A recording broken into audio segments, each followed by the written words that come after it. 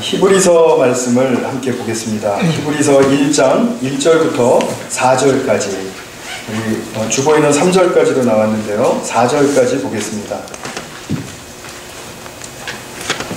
제가 봉독하겠습니다. 옛적에 선지자들을 통하여 여러 부분과 여러 모양으로 우리 조상들에게 말씀하신 하나님이 이 모든 날 마지막에는 아들을 통하여 우리에게 말씀하셨으니 이 아들을 만유의 상속자로 세우시고 또 그로 말미암아 모든 세계를 지으셨느니라. 이는 하나님의 영광의 광채시요 그 본체의 형상이시라. 그의 능력의 말씀으로 만물을 붙드시며 죄를 정결하게 하는 일을 하시고 높은 곳에 계신 지극히 크신 이의 우편에 앉으셨느니라. 그가 천사보다 훨씬 뛰어남은 그들보다 더욱 아름다운 이름을 기업으로 얻으심이니. 아멘. 우리가 보통 대부분의 교회에서 예배를 드리다 보면 예배 순서 중에 사도신경을 같이 고백하는 시간이 있죠. 우리 교회에서는 이제 뭐 사도신경도 하던 때가 있었지만 또 성경에 나와 있는 예수님의 찬양하는 구절들을 같이 사도신경 시간을 대신해서 이렇게 고백하면서 올려드리는 그런 순서가 있습니다. 오늘 지금 읽어드린 본문은 아까 우리 예수님의 찬양 시 같이 고백할 때 올려드렸던 그 내용, 똑같은 내용이죠. 히브리서 1장 1절부터 3절까지는 4절까지는 또 그 이후로도 그러하고요. 예수님에 관한, 예수님이 어떤 분이시다라는 것, 그것을 설명해주는 그런 그 내용을 담고 있습니다. 우리가 이제 6개월 정도 이 예수님의 찬양시를 히브리서 1장 1절에서 3절까지 근거해서 매주 고백할 텐데 그 고백의 의미를 좀 알고 함께 가면 좋겠다라는 생각이 들어서 오늘 이 말씀을 좀 풀어서 설명해 드리는 시간을 가지려고 합니다. 오늘은 이 1절에서 4절까지의 내용을 다 다룰 수는 없습니다. 왜냐하면 아주 함축된 뭐 나누기에 따라서, 분명에 따라서 다르겠지만 한 6가지, 7가지의 주제가 나오기 때문에 이것들을 다 다룰 수는 없고 오늘 2가지로 줄여서 말씀을 드리도록 하겠습니다. 우리 첫 번째는 우연이 아닌 예수 그리스도, 그러니까 예수 그리스도는 우연히 발생한 분이 아니다. 그거 한 가지. 또 2번째로는 만유의 상속자라는 표현이 나오는데 만유의 상속자라는 의미가 가지고 있는 의미는 무엇인가에 대해서 말씀을 드리려고 합니다. 먼저 우리가 예수님이 구주시라는 것을 다 믿고 여기 모인 분들이 대부분일 거라고 생각이 됩니다. 예수님이 구주시라는 것은 우리가 예수님이 베들레헴에서 나셨다, 나사렛에서 자라셨다, 그리고 또 갈릴리 지역에서 주로 활동하셨고 예루살렘에서 돌아가셨다. 이런 이제 예수님의 생애의 한 부분에 관한 이제 정보를 가지고 아는 것이죠. 그 정보를 안다고 해서 우리가 그분이 뭐 구주시다라는 말은 이제 할 수가 없죠. 그건 상식에 좀 어긋나는 일이죠. 예수님께서 죄로부터, 즉 죄라는 것은 하나님과의 단절이라고 말씀을 드리죠. 하나님과의 단절로부터 하나님께로 인도하시는 구주시다라는 그 사실, 그 사실은 예수님의 생애와 죽음을 우리가 볼 때 인간의 기준으로 보고 구주시라고 말하는 것이 전혀 아닙니다. 말하자면 예수님의 살고 죽으신 것을 보니까 그분 정말 참 훌륭하시다, 그분 참 탁월하시다, 남과 달라, 그러니까 저분은 구주이신가 보다. 또 그런 또 말이 또 번져나가서 정말 예수님은 그래서 구주인가 보다, 이렇게 해서 구주가 되신 분이 아니라는 것입니다. 인간의 인정에 의해서 인간의 인정을 받으실 수 있죠, 물론. 그러나 인간의 인정에 의해서 구주 되신 분은 아닙니다. 예수님이 구주로서 증명될 수 있는 가장 중요한 근거는 무엇이냐면 예수님이 오시기 전부터, 그러니까 즉 구약시대부터 하나님께서는 인간과 세상의 구원에 관해서 여러 약속의 말씀들과 또 그 언약의 내용들을 우리에게 말씀해 주셨습니다. 그런데 예수 그리스도라는 그 인물의 삶과 죽음과 부활을 보니까 그분의 삶 속에는 하나님께서 미리 말씀하여 주신 구약의 약속과 그 내용들이 다 이루어졌다는 것이죠. 그러니까 하나님의 예언의 말씀, 약속의 내용들을 그분의 삶으로 다 이루셨다. 그래서 그분은 구주가 되실 수 있다라는 것입니다. 그런데 그분은 구주가 되실 수 있다라고 하는 것조차도 우리는 모르고 있을 때 그 구주가 구주라고 확신을 시켜주는 일까지 모두 다 하나님께서 담당해 주셨습니다. 이 부분을 제가 조금 더 설명을 드리면 이렇습니다. 다시 한번 제가 말씀드리면 예수님의 구주 되심은 무엇에 근거합니까? 구약에 말씀하셨던 모든 약속과 그 내용들을 그분의 삶으로 이루셨기 때문에, 성취하셨기 때문에 그래서 구주가 되십니다. 그런데 불행하게도 예수님께서 살아생전에 계실 때는 당신이 구주라는 사실을 아무도 확신하지는 못했습니다. 물론 베드로가 아주 훌륭한 고백을 했죠. 주는 그리스도시요 살아계신 하나님의 아들이십니다. 마태복음 16장 16절의 말씀이죠. 또 요한복음 20장 28절의 말씀을 보면 도마가, 의심 많던 도마가 나의 주님이시여 나의 하나님이시여 이렇게 부르거든요. 그 고백은 정말 옳은 고백이죠. 맞는 고백입니다. 그런데 이 고백이 완전하지는 못했습니다. 인간의 솟아오르는 어떤 생각과 사상과 그리고 자기들의 뿌리박은 그런 어떤 습관에 해당하는 아주 골이 깊은 자기들의 주장 때문에 예수님이 주이시고 하나님의 아들이시다라고 고백은 했었지만 막상 상황이 흔들리니까 이 고백은 무용지물이 되어버린 것입니다. 말하자면 예수님이 십자가에 돌아가시는 그 참혹한 사건을 맞으시는 것을 보고 나서 이건 뭐야? 그분이 분명히 나는 구주라고 고백을 했는데 이게 아닌가 봐. 그리고 다 도망을 했다는 것입니다. 그래서 예수님이 십자가에서 돌아가실 때는 그분을 사랑했고 그분을 구주라고 불렀던 모든 제자들과 또 그분 주변에 있었던 그 신실했던 사람들조차도 몸으로는 고백하지를 못했습니다. 그러니까 이 고백은 온전한 고백이 아닌 것이죠. 정직한 고백은 아니었다는 것입니다. 우리가 신앙생활을 하면서 정직하다라는 말은 내 마음속의 진심이 고백될 때 그 고백이 바로 나의 삶의 표면과 행동과 그리고 양식으로까지 나타날 때 그때 우리는 안과 속이 일치되는 모습을 보임으로써 정직하다 이런 말을 합니다. 그냥 솔직하게 저 사실을 말하는 게 정직한 게 아니라 나의 속과 나의 표면에 이르는 모든 행동과 표정까지 그것이 일치되고 일관성이 보여질 때 그때 정직하다 이렇게 얘기하는 것입니다. 그러니까 예수님의 살아생전에는 예수님이 구주시라는 사실에 대해서 정직한 고백을 한 자가 없었다는 거죠. 그런데 예수님이 구주라고 알게 된, 깨닫게 된 그 사건은 언제 일어났습니까? 오순절날 일어났죠. 오순절날 성령이 오시면서부터 일어났습니다. 자, 오순절의 위대한 역사는 방언받았다, 가슴이 뜨거워졌다, 기도를 열심히 했다 여기에 있는 것이 아니라 십자가에서 죽음을 당하시고 다시 사신 예수가 구약에서 예언되었던 구주라는 사실을 성령의 도우심으로 알게 되었다는 것, 그것이 오순절의 위대한 역사입니다. 그래서 고린도전서 12장 3절에 보시면 성령으로 말미암지 않고는 예수를 누구라고 시인할 수 없다? 주라고 시인할 수 없다. 성령이 아니면 우리는 죽었다 깨나도 나사렛에서 아무리 훌륭한 삶을 사셨고 예루살렘에서 정말 값 있는 죽음을 죽으셨다 하더라도 그분이 구주라는 사실까지는 확신하지 못합니다. 그리고 그분에게까지 우리의 인생을 걸지는 못합니다.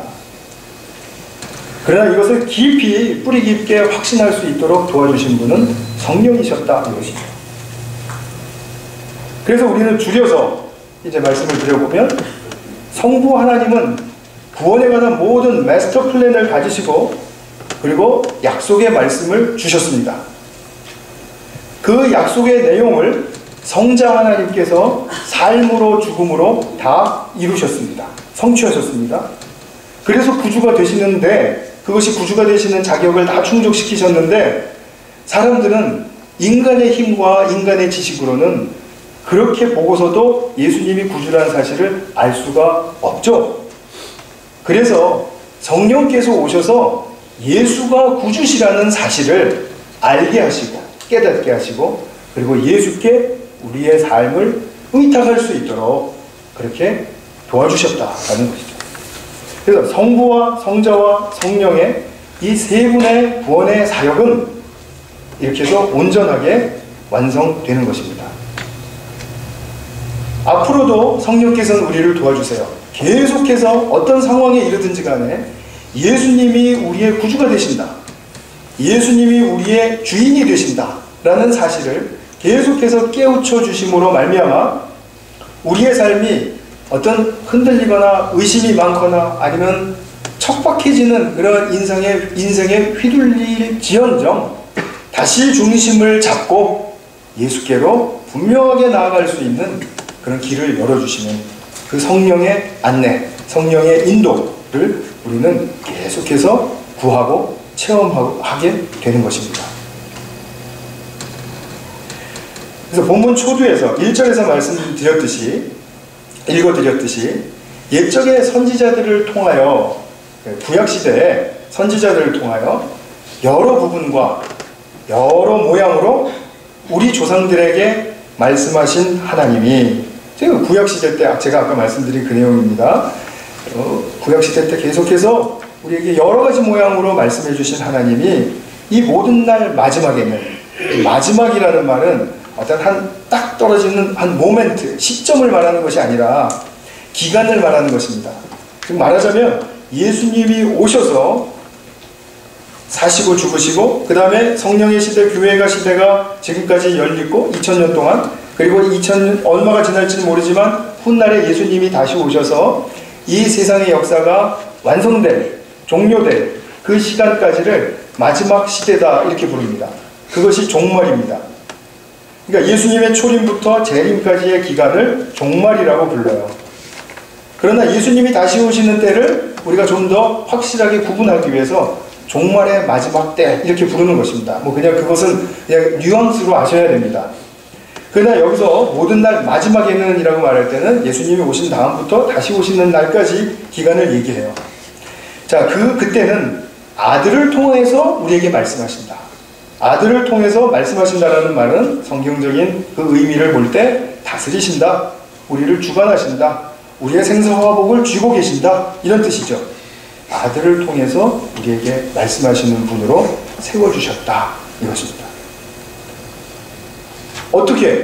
어떻게 그분 예수, 인간이셨던 예수를 그렇게 말씀하는, 주관하시고 다스리시는 하나님처럼 하나님을 대행하는 그런 분으로 어떻게 세워주실 수 있었죠? 그분이 바로 구약에서 말씀하신 모든 내용들을 성취하신 구주이시기 때문에, 그리스도이시기 때문에 그럴 수 있다는 거죠. 두 번째로는 만유의 상속자라는 그런 좀 많이 들어보셨겠지만 또 생각해보면 낯설은 이 표현을 좀 새겨보고자 합니다. 굉장히 중요한 표현입니다. 굉장히 중요한 표현인데 제가 어떤 몰랐던 것을 새롭게 여러분들에게 알려드리려고 하는 것이 아니라 이것은 성경에서 너무나 핵심적이고 너무나 말씀을 많이 하고 있는 것인데도 불구하고 우리가 계속해서 놓치기가 쉬운 부분이기 때문에 제가 오늘 강조해서 말씀을 드리려고 하는 것이니까 오늘 말씀 좀 잘 이해하시고 앞으로 이 고백을 매 예배 때마다 올려드릴 때 그때 좀 잘 새기시면서 많이 이 의미를 누리실 수 있기를 바랍니다. 만유라는 말은, 만유라는 것은 영어로 말하면 굉장히 쉬워요. All things 모든 것이에요. 그러니까 하나님이 지어주신 모든 존재, 그것을 만유, 우리가 별로 쓰지 않는 표현인 만유라고 이렇게 이제 만유라는 단어가 있습니다. 그 모든 것의 상속자가 되신다. 상속한다라는 말씀은 우리가 감으로 다 아시죠, 그죠? 부모로부터 상속을 받는다, 뭐 이런 그 뜻에서 상속받는데, 하나님 나라에서는 이 하나님과 또 예수님이 죽으시는 일이 없기 때문에 죽으신 다음에 받는 상속이 아닙니다. 다 하나님이 영원히 그리고 영광스럽게 살아계시는 동안에 우리가 상속을 받습니다. 그 상속의 대표자가 바로 예수님이세요. 예수님이 바로 하나님의 모든 것을 이어받고 상속받고 그리고 소유하고 그 모든 것을 다스리시는 그런 분으로 세워지게 되었다라는 것입니다. 그래서 이 아들을 만유의 상속자로 세우시고 라는 표현을 쓴 것이죠. 그러면 예수님은 우리가 이제 그 고백의 성경의 말씀에 의해서 또 그 교리에 의해서 우리는 다 잘 알고 있어요. 예수님은 하나님이셨다. 그러나 하나님 자리를 다 버리셨다. 그죠? 하나님 되심을 포기하셨고 하나님의 권리를 내려놓으셨습니다. 그래서 이 땅에 인간 예수로 오실 때는 하나님께 속한 어떤 것도 본인이 스스로 남겨놓고 가져오시지 않았습니다. 그야말로 정말 벌거벗은 몸으로 그냥 우리와 똑같은 조건에서 인간으로서 오신 것입니다. 그런데 그 인간이셨던 예수님이 어떻게 하나님의 만유를 소유할 수 있게 되었느냐? 이것이죠. 이것이 정말 익사이팅한 그런 부분이죠. 그 길은 제가 줄여서 말씀드리면 이렇습니다. 예수님은 항상 하나님 아버지의 뜻과 마음을 구하고 알고 그분께 자신의 삶을 온전히 의탁하고 그리고 살아갔기 때문입니다. 그래서 살든지 죽든지 하나님의 뜻에 하나님의 마음에 합당하고 기쁘신 존재로서 살고 죽으셨기 때문에 그분은 만유를 상속받을 수 있는 상속자가 되셨다는 겁니다. 근데 여기서 우리가 조금 좀 먼저 살피고 싶은 것은 우리 인간으로 오신 예수님이시기 때문에 또 우리가 인간의 측면에서 우리가 도대체 무슨 일이 있었길래 이 새롭게 예수님이 이 땅에서 하나님의 뜻을 구하고 그리고 실현하면서 살 때 만유의 상속자가 될 수 있었단 말인가? 그것을 좀 살피기 위해서는 좀 배경적인 것을 좀 아셔야 되겠습니다. 이것을 하나님의 형상이라는 그런 주제 속에서 우리가 한번 살펴보도록 할게요.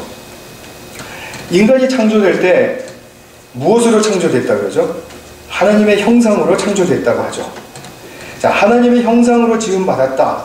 이 말은 그 말 뜻이 가지고 있는 그 자체가 무슨 말이냐면 하나님의 형상으로 지어졌기 때문에 하나님께 속한 모든 자원과 축복을 담을 수 있는 그런 존재로 지어졌다라는 뜻입니다.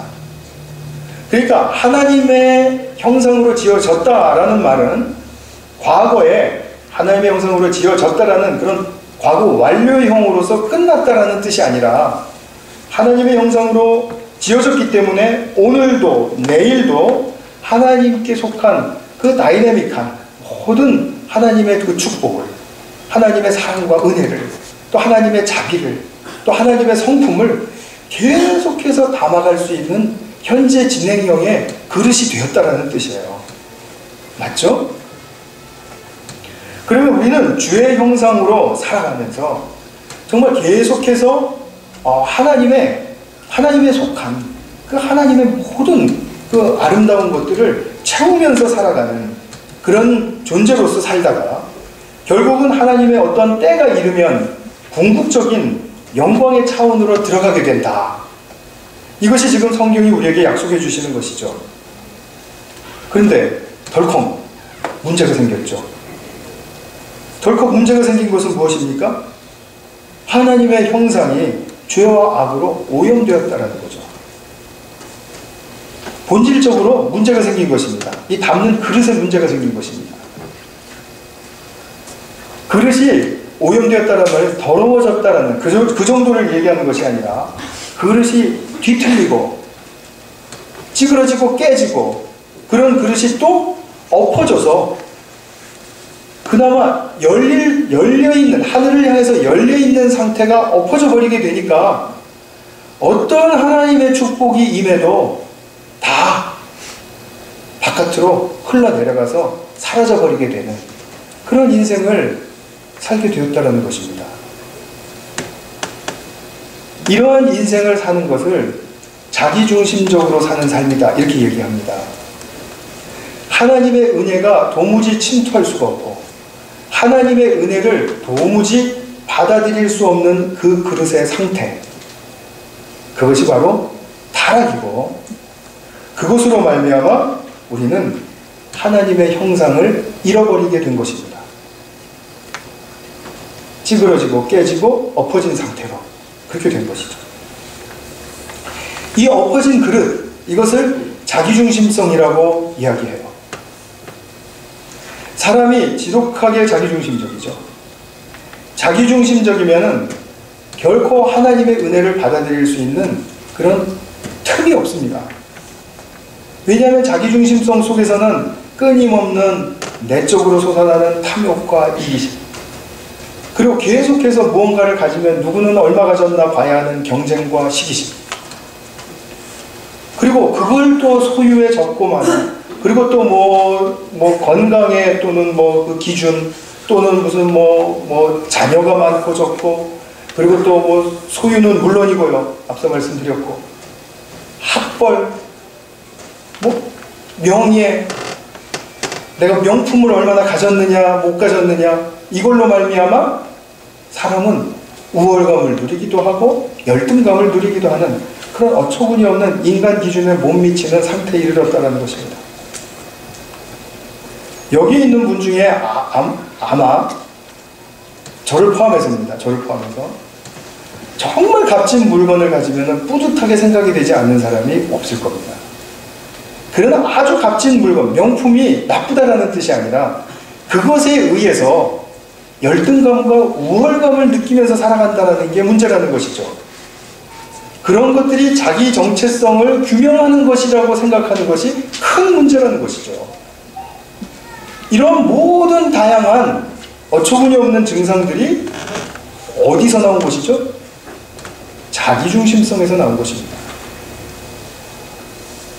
그래서 이러한 모든 의식들, 부정적이고 그리고 정말 너무나도 이기적인 이런 의식들을 극복하지 못하면 그 사람의 삶은 엎어진 그릇과 같아서 하나님의 축복을 담아낼 수가 없습니다. 아무리 마음으로는 원이어도, 아무리 하나님으로부터 축복을 원한다 해도 그 삶에는 절대로 담아지지가 않는 것입니다. 그래서 이 그릇을 빨리 바로 수선하고 세워야 돼요. 하늘을 향해서 열릴 수 있도록 세워야 됩니다. 그래야만 그 삶 속에 하나님의 약속하신 축복들이, 또 하나님의 은혜의 선물들이 담길 수가 있는 것입니다. 엎어진 채로 그대로 두면서 우리는 기도만 한다, 다 된다, 이것은 우리의 신앙에 너무나도 결격 사유가 있는 것을 지금 증명하고 있는 것입니다. 그래서 지난주에 말씀드린 것처럼 예수 그리스도를 믿고 새 존재가 되는 것은 정말 나의 아무런 노력이 없이 가능했습니다. 그러나 새 존재가 되어서 새로운 삶을 사는 것은 완전히 다른 문제라는 사실을 구분하셔야 됩니다. 오늘날 이것이 너무나도 혼동스럽게 다 그냥 결탁되어 있고 그냥 하나의 한 덩어리로 묶여져 있어서 도대체 나의 삶이 지금 하나님의 은혜를 받고 누리지 못하는 것을 알면서도 왜 못 누리는지를 규명을 잘 못하고 성령의 도우심을 깨닫지 못하는 경우가 허다하기 때문에 그렇습니다. 자기의 삶의 방식을 바꾼다, 쉬운 일은 아니죠. 그러나 이것은 가능한 일입니다. 왜냐하면 새 존재가 되었기 때문에.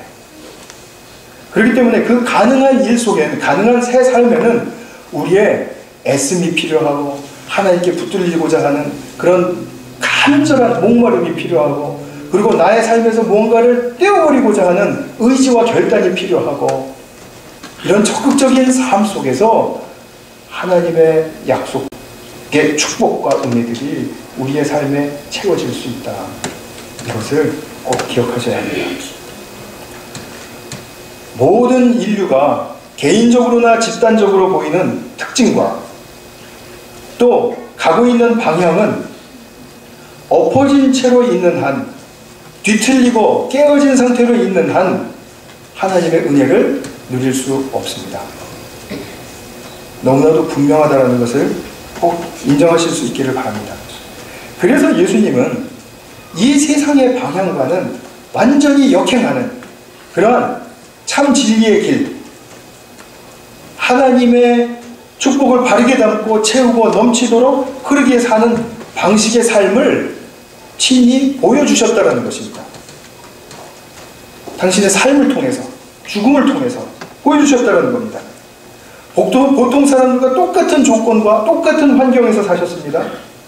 그러나 이것이 가능하다는 걸 보여주기 위해서 예수님은 그렇게 살아내셨다는 거죠. 그래서 늘 하나님의 뜻이 우선이니까 당신이 식사를 하는 자리에 가던, 사역을 하는 자리에 있던, 아니면 가족들과 함께 레크레이션을 하는 시간을 갖던, 어떻든지 간에 그 사람을 사랑하고 받아주고 또 자신을 내어주는 그 희생의 삶까지 감당하신 것이죠. 그것이 하나님이 기뻐하시는 일입니다. 근데 이러한 삶을 산다는 것은 이 세상에 삶의 방향과는 완전히 반대되는 삶의 방향을 택하셔야 돼요.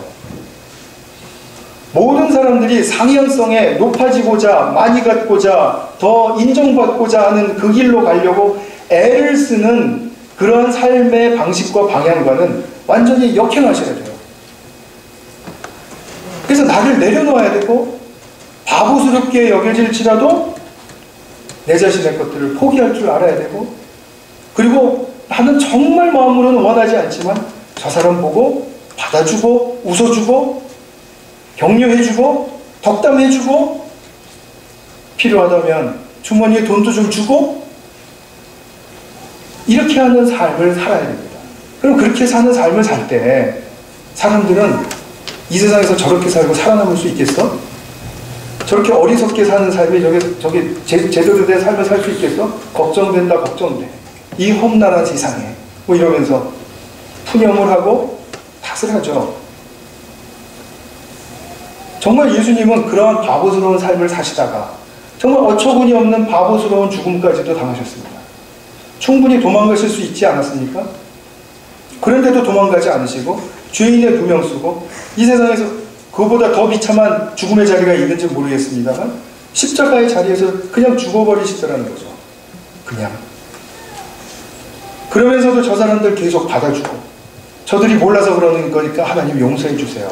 그러시고 이렇게 돌아가시는 그 하향성의 삶, 아래를 향한 삶, 그 삶에 하나님의 기쁨과 하나님의 인정은 부어졌던 것입니다. 하나님께서 기뻐하셨어요. 하나님께서 이렇게 사는 삶이 맞다, 옳다라고 인정해 주셨어요. 그 증거로서 하나님이 옳다라고 생각하신 그 인정의 증거로서 예수님이 죽으셨지만 십자가에서 그 죽은 거 아니다. 저런 인생은 다시 사는 인생이다. 이렇게 보여주시기 위해서 부활시키신 것입니다. 예수님은 스스로 부활하시지 않았습니다. 예수님은 계속 무덤에 잠들어 계셨습니다. 그러나 그분의 삶과 죽음을 합당하게 보신 하나님께서는 그분에게 부활 생명을 주셔서 이런 삶은 정말 이런 부활의 영광스러운 삶으로 사는 것이야. 이것이 바로 타락한 세상에서 우리가 살아야 할 방식의 삶이고 이러한 삶을 살다 보면은 꼭 부활의 영광스러운 삶이 이렇게 열리는 거야. 이렇게 가르쳐 주신 거죠. 그런데 다시 살게만 하신 것에 그치지 않습니다. 다시 살게만 하신 것으로 그친다면은 물에 빠진 사람 건져주고 밖에 안 되죠. 무죄 빠진 사람 건져줬으면은 보따리도 주워야죠. 그죠? 다시 잘 살 수 있도록. 살리만 놓으면 뭐 하겠습니까? 그래서 예수님께서 그 사신 삶의 모든 것을 옳다고 여기시고 인정하셨다 그랬죠? 그 삶의 보상으로 만유를 상속해 주신 것입니다. 그래서 예수님은 구주로서 구주의 길을 가는 그러한 완성을 맛보시게 된 것이죠. 만유의 상속자가 되심으로써. 하나님이 약속하신 것을 받으셨기 때문에 예수님은 이것을 알고 계셨어요. 그리고 십자가에 죽으시면서까지도 그 앞에 즐거움이 있는 것을 내다보시고 십자가를 참으실 수 있었다, 이런 말씀을 합니다. 그러니까 우리도 하나님께서 우리에게 궁극적으로 주시고 또 우리의 삶을 통해서 주시고자 하는 축복과 은혜의 선물들을 분명하게 믿고 내다볼 수 있다면, 그러면 십자가의 죽음과도 같은 그런 방식의 삶을 살 수 있을까요, 없을까요? 예수님을 따라서 살 수 있다라는 것이죠. 근데 왜 이렇게 표정이 자신 없어 보이세요? 제가 그래서 그런 말을 좀 듣는 것 같아요. 우리 교회는 목사님만 앞으로 막 달려가. 그 성도님들은 다 뒤에 처져 있는 것 같아. 저는 이거 사실 아니라고 생각해요. 맞죠? 다 같이 지금 가고 계시는데 그렇게 보는 분의 눈에 조금 좀 뭐가 씌었는지 잘 모르겠습니다. 그래서 만유의 상속자가 되시는 것, 이것은 부활 생명에 합당한 풍성한 삶이에요. 부활 생명을 가졌다 그러면 생명만 가진 게 아니라 그런 풍요로운 만유를 누릴 수 있고 다스릴 수 있는 그런 복된 인생이 영원토록 보장되어 있다는 것입니다. 그래서 예수님은 하나님의 모든 것을 상속받으셨기 때문에 하나님께서 당신과 동등한 위치로 세워주실 수 있었던 겁니다. 그래서 3절 마지막 부분에 보면 높은 곳에 계신 지극히 크신 이의 우편에 앉으셨느니라. 이 우편에 앉으셨다는 거, 오른쪽에 앉았다 그러니까 뭐 왼쪽은 안 되냐 뭐 이렇게 물어보실 필요가 없고, 우편에 앉으셨다는 뜻은 하나님과 동등한 권세에 있다, 이런 뜻이에요. 그러니까 하나님과 동등한 권세를 가진 분으로 세움을 받았다, 이것이죠. 부활하셔서 다시 사신 구주 인간 예수가 바로 만유의 상속자로서 하나님과 동등한 위치에 지금 세워져 계시다, 이것이죠. 그러면 이 만유의 상속자 되신 예수님을 믿는다라는 의미는 무엇입니까? 우리가 바로 이제 만유의 상속자 되신 예수님을 믿는 믿음을 다 이제 가지고 있지 않습니까? 그것을 한번 좀 살펴보고 말씀을 맺도록 하겠습니다. 로마서 8장 17절에 보시면 아주 중요한 말씀이 나오는데요. 이렇게 바울은 이야기합니다. 자녀이면 또한 상속자. 뭐 당연하죠. 아들과 딸은 부모의 상속자가 되는 거잖아요. 그래서 하나님의 자녀이면 곧 하나님의 상속자가 된다. 너무나 당연한 말이에요. 그런데 거기에 덧붙인 설명이 무엇이냐면 그리스도와 함께한 상속자다. 말하자면 그리스도께서 받으신 그 상속을 우리에게도 나누어 주신다. 그래서 우리는 공동 상속자다, 이런 뜻입니다. 영어로는 co-heir 이렇게 분명하게 표현이 되어 있죠. 공동 상속자입니다. 우리가 예수님과 함께 영광을 받기 위하여 아까 말씀드린 십자가 방식의 삶, 고난도 함께 받아야 할 것입니다. 예수님의 삶을 따라가야 되니까, 그래야 공동 상속자의 길이 열리는 것입니다. 그죠? 그래서 우리는 고난에 점철된 이 인생을 예수님처럼 하향성의 삶을 분명하게 잘 세우고 그리고 살아야 될 그런 축복의 길이 있다는 거죠. 물론 세상에서는 이 길을 축복의 길이라고 이야기하지는 않습니다. 예수님을 알게 하시는 그러한 삶, 누가 예수님에 대해서 가르쳐 준다고 아까 초부대에 말씀드렸습니까? 성령께서. 그래서 로마서 8장 17절의 전후 배경을 보면 온통 성령의 인도를 받는 것이 너무나 중요하다, 이렇게 얘기를 하세요. 예수님을 알게 하시고 예수님의 삶의 방식을 배우고 따라가게 하는 새 삶, 하나님의 형상이 회복되는 삶, 하나님 중심의 삶, 희생과 사랑의 삶, 그것이 다 새 삶 똑같은 말이죠. 그 새 삶을 잘 살아내면, 성령의 인도 아래서 잘 살아내면 놀랍게도 하나님은 우리를 작은 예수로 기뻐하시고 인정해 주신다라는 것입니다. 그리고 우리도 예수님과 함께 공동 상속자가 되어서 우리 각 사람에게 주어지는 그 몫을 다 부유하게 받는다는 거예요.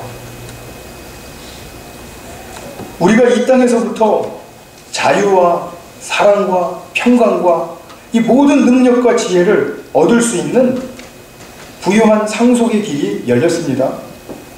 그것이 예수님을 처음 믿고 새 존재가 된 이후에 계속해서 예수님을 믿고 따르며 배우는 그러한 새 삶의 길, 그것이 바로 부유한 상속의 길입니다. 이 영적 부여는 주님이 다시 오실 때 다시 더 선명하고 더 높은 궁극적인 차원에서 영원히 더 풍성해지고 누려지게 될 것입니다. 그래서 신약 성경은 이 땅에서 얻기 시작하는 그 예수 그리스도의 상속의 부유함을 우리 신자들, 성도들도 빼앗기지 말고 살 것을 거듭 재차 강조해서 말해주는 것입니다.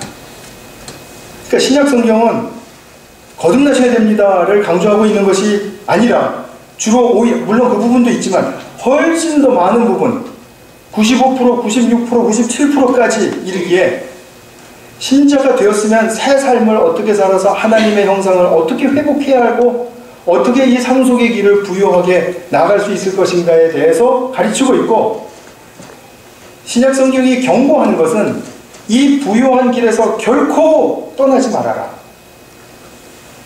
이 부유함을 결코 빼앗기지 말아라 라고 경고하고 있는 것입니다. 자녀된 신분이 취소가 되어서 그런 말을 하는 것이 아니라 자녀가 된 다음에 누릴 수 있는 부유함을 빼앗길까봐. 그래서 히브리서가 쓰여질 때 성도가 된 다음에, 예수님을 믿고 성도가 되었죠. 그래서 히브리서 공동체에 예수님을 따르는 믿음의 삶을 살고 싶어하는 많은 성도들이 있었는데, 근데 유대교 쪽에서 굉장히 핍박을 하게 되는 그런 상황 속에 놓이게 되었습니다. 그래서 유대교 사람들이 유대교의 우월성과 탁월성을 자꾸 주장하는 거예요. 천사, 1장에서 나온 것처럼 천사, 그 다음에 모세, 이런 그 인물들을 열거하면서 그런 인물들이 우리에게 주는 축복이 얼마나 큰지 아느냐, 그리고 현혹해버리니까 예수 안에서 다 모아져서 함께 풍성해진 그 하나님의 모든 상속을 받을 수 있는 이 히브리서 공동체 성도들이 아닌가벼? 그리고 자꾸 공동체를 떠나더라는 것이죠. 그래서 히브리서 저자는 그들이 예수를 믿고, 그죠? 예수를 믿는다는 건 우리가 인내해야 하는 것이고 섬겨야 되는 것이고, 그리고 또 모든, 그죠? 그런 희생의 일들이 따르는 것이지 않습니까? 그러한 삶을 살면서 얻을 수 있는 풍성한 상속을 놓치는 것이 너무나 안타까워서, 이건 너무나 말도 안 되는 가난한 집으로 자기가 잘 살아보겠다고 떠나는 게 너무나 안타까워서, 그래서 히브리서를 쓰게 된 것입니다. 오늘날 우리에게도 그렇습니다. 그리스도의 삶의 중심과 방식을 따르지 않으면 성도이면서도 영적인 가난에 허덕일 수 있습니다. 그러다가 시간이 지나거나 어떤 일이 생기면 이거 교회에 갈 볼 일 없다, 교회 나가봤자 얻는 것도 없고, 자기 삶이 바뀌지 않는 건 모르고 이런 식의 한탄과 푸념을 하게 되죠. 그래서 요즘 불교로 천주교로 전향하는 사람이 많다고 하죠. 어떻게 생각하십니까? 우리는 크고 넓은 마음을 가지고 있는 사람들이니까 그 사람들 다른 종교 가더라도 그 종교 잘 믿고 그리고 뭐 착하게 살면 되지, 이런 생각 가지신 분은 없겠죠. 제가 너무 비약한 것이죠. 이런 것은 크고 넓은 마음이 아니라 아주 납작해지고 포기한 마음이죠. 알량하게 가난한 마음이죠. 그러니까 그런 식으로 허위로 자기의 뭔가 좀 크고 여유 있는 모습을 보이려고 하는 것이죠. 예수 안에서 이 상속의 풍요로움의 맛을 보고 그것이 얼마나 소중하고 아름답고, 야, 이것을 주시기 위해서 하나님이 예수 그리스도를 내게 보내주셨구나, 이것을 정말 절실하게 깨닫는다면 놓칠 사람은 저는 없다고 봐요.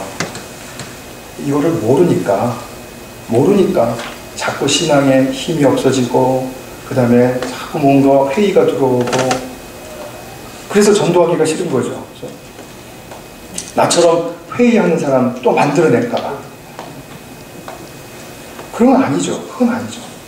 만유의 상속자 예수의 부요함을 형제가 빼앗기는 것을 얼마나 안타까워해야 할 일인가를 자기 자신을 들여다보면서 점검할 수 있는 것입니다. 말씀을 맺겠습니다. 이제 곧 4절에 이어서 보시면 예수님은 또한 아름다운 이름을 얻으셨다, 기업으로 얻으셨다, 이렇게 표현합니다. 아름다운 이름 무엇입니까? 지금 바로 보신 만유의 상속자, 또 주 예수 그리스도, 아름다운 이름이시죠. 만유의 상속자 주 예수 그리스도라는 이름 안에 하나님의 모든 것이 담겨져 있습니다. 우리가 평생 캐내야 할 보고입니다. 정말 예수님은 구주이시고 주가 되시죠. 그러면서 우리와 당신의 그 상속을 함께 나누기를 원하시죠. 하나님의 상속은 나누면 나눌수록 점점 더 부유해지고 더욱더 풍성해집니다. 그것이 바로 오병이어의 기적이죠. 누리는 사람이 없으면 우리는 영적 가난이 됩니다. 영적인 빈익빈 부익부 현상이 분명하게 나타나고, 그 예수님의 말씀이 증명되는 것이죠. 그래서 이 상속은 많은 사람들이 나누어 가져야 합니다. 그래야 우리 공동체와 또 우리 지역사회와 또 우리 모든 교회들이 훨씬 더 풍요로운 그런 하나님 나라를 만끽하고 누리고 즐거워할 수 있습니다. 2016년도를 맞아서 정말 우리 예배 시간마다 고백하시는 예수님이 바로 만유의 상속자이시다, 또 우리에게도 그 상속을 나누어 주시게 하셔서 누리게 하신다 라는 이 축복이 우리 모두에게 차고 넘치기를 바랍니다. 같이 한번 기도하겠습니다.